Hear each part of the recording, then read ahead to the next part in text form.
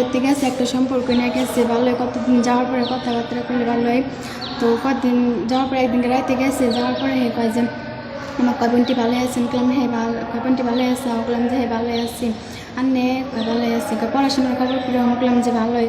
তারপরে আব্বা মা হাতে ভালো করে কথাবার্তা করলো, করার পরে হে আমাকে কয় যে আমাকে খারাপ প্রস্তাব দিচ্ছে, আমি রাজি হয়ে দেখেন আমার পা ধরা কয় যে তোর পা ধরা কয় তাও তুই হনে আমাকে না কয় পা ধরা কয় দেখে শুনি নেই দেখে কয় যে তোর পরীক্ষার মধ্যে ফেল ফেলাই দিন, স্কুল থেকে বাড়ি করে দিই অমুক তমুক কই আমাকে ডর দেখাইলো, আমি তাও শুনি নাই কে।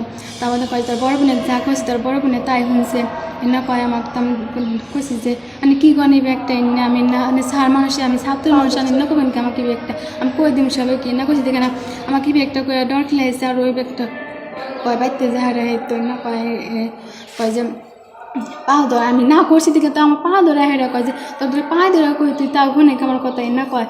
তাহলে আমি শুনি নাই কে তোমার হেন বড় বোনের কথা কয়। আমি কইলাম বুঝি যে বুঝি হাসাই বললে বাবা কথা স্যার করলো তুই বললো স্যারের কথা শুনছ কয় কেরা করলো বললাম স্যার করলো হেন দিকে আমার তো ব্যাপারে শুনি দিকে আমার ডর করলো স্কুল থেকে বাইর করে দিমু পরীক্ষা ফেল ফেলাই দিমু এনা করবো কি আমার বিচার চাই তো এবার করবো কে স্যার মানুষ আমি ছাত্র আমি হ্যাঁ হেন কথা করবো কিসের জন্য হে আমার বিচার আমার চাই।